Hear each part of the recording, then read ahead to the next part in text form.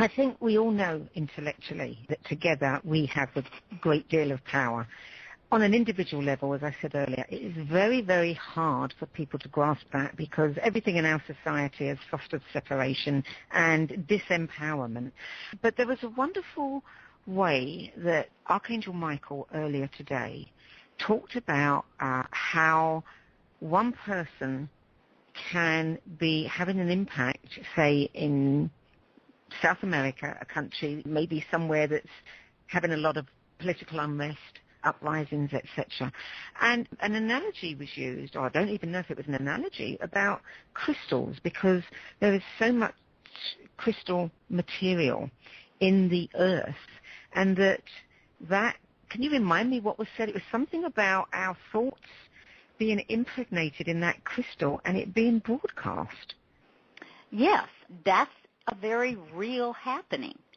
Where we live in Arkansas, there are a great many crystal mines, and this area has been fraught with a lot of poverty consciousness.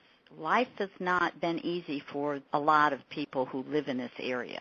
So there's a lot of poverty consciousness that gets put into the crystals here. The crystalline grid is connected worldwide. That grid functions with the ley lines of the earth. And you have certain junctures where there are great cores of crystalline minerals, such as Brazil, in various places, the Himalayas, various places around the world.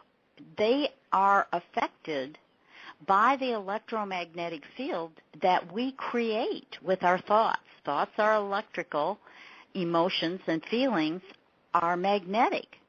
So when we fall into that third-dimensional matrix of fear and survival, that imprints the crystal through the electromagnetic fields of the earth, and it is transmitted along those ley lines worldwide. It picks up more as it moves along. So as it moves into Brazil, it picks up the consciousness of those people and moves on. So without even realizing it, we get affected by many different states of consciousness. And this helps us realize not only are we connected to one another, to every being embodied on the planet, but we're connected to their consciousness. A lot of times we have thoughts that really are not something that we consciously know about. We're affected by that collective consciousness, and we react to it. So the biggest message that he was trying to give us was that it's important that we stay aware. Not every minute of every thought we think. That is almost impossible at this juncture. But to stay as aware as we can. He gave an example of going to, say, a Walmart and being pleasant and happy and harmonious within ourselves.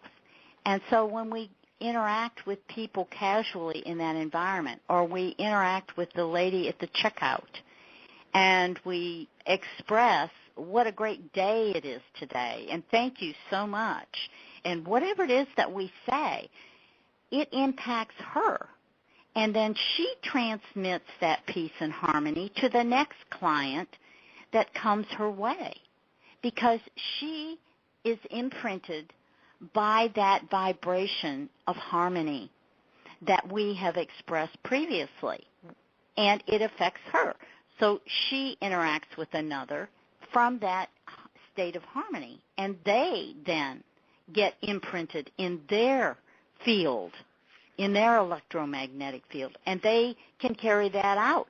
It may not last all day. It may last minutes or a few hours.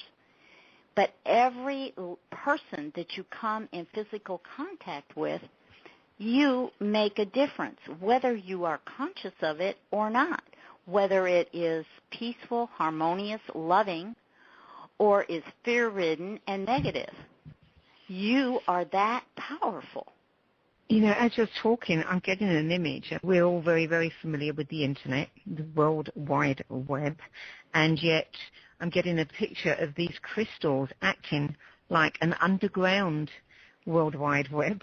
And at the same time, even we humans, if by passing on a piece of information or a positive piece of energy, that too is going around the world. Absolutely.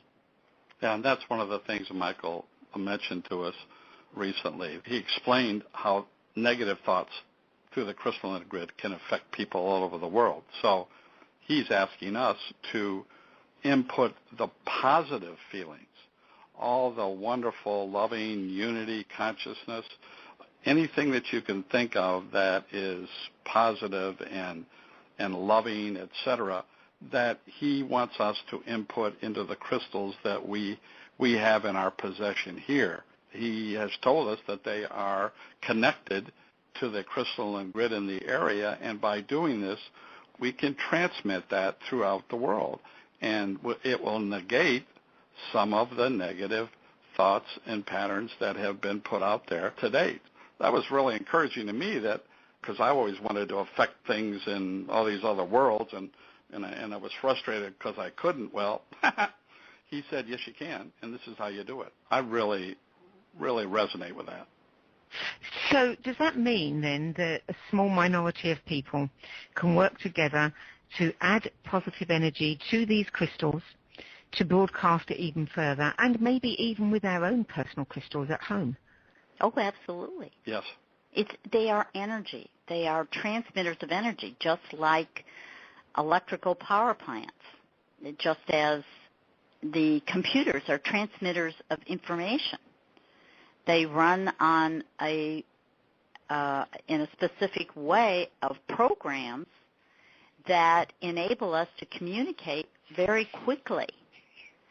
So, too, these Lords of Light and the Elohim devise these light programs that they are transmitting to us now, so that we begin to see a different picture if we will pay attention.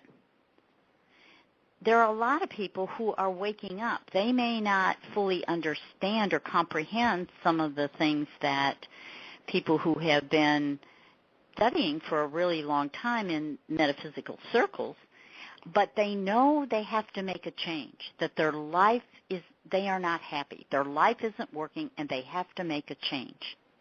And when they start making those changes, they affect their neighbor, they affect their family, they affect the person at the store, at the gas station, at work. Their attitude at work begins to shift because they find that the environment becomes easier to deal with when they hold a certain state of being, a certain feeling, that if they will notice, that's the important thing, is to notice, pay attention, be aware, and the more you notice what is right in the world, the more you can create more of it. When you say that the light that they are transmitting, we've been hearing so much about the increase in solar flares, sunspots affecting the electromagnetic field. Are they a result of the light that is being transmitted? Absolutely. Absolutely. Cool. So... And they affect the way the planets orbit, the alignment. We're seeing alignments that we've never seen. Yes. It affects the electromagnetic field that holds these planets in orbit and creates certain alignments. So what you're seeing is that intervention to assist us if we will pay attention and if we will notice. So this is showing me a picture that really does demonstrate the interconnectedness of everything. I mean, I know we know this, we know it intellectually, but I'm kind of seeing it from a different perspective now. The more we can participate in this, the more they can do. The mineral kingdom is already doing its work by transmitting this energy around the world. So how can do we have to do some form of ritual in order to work with crystals to help broadcast this? No, not really. I mean, you can if that is something you like to do, but it is with your intention and then paying attention to actually consciously put your thought, your love into that crystal with the intention of broadcasting it out into the world. I understand about light. What about sound? Sound is all part of it. It's a part of the frequencies of light, whether it's heard or not. It is part of the creative mechanism, from us being embodied as a creator in a physical body to the creative realms of the Godhead. Sound is a big part of that light frequency complex that creates. Whether we hear it with our physical ear or not, it is present. It enhances and further moves and mobilizes the creation. And does this then, in the same way, if the archangels are transmitting light and that is affecting the sunspot activity and the solar flares, would the sound, many people have been talking about hearing a hum, some hear a frequency ringing in their ears for a certain period of time and then it goes away? Yes, very definitely. You know, our ears, our physical ears, are very limited on the range that we can hear. Animals sometimes hear a lot more than we do because they pick up on the different frequencies. They're more in tune to the earth through their instincts.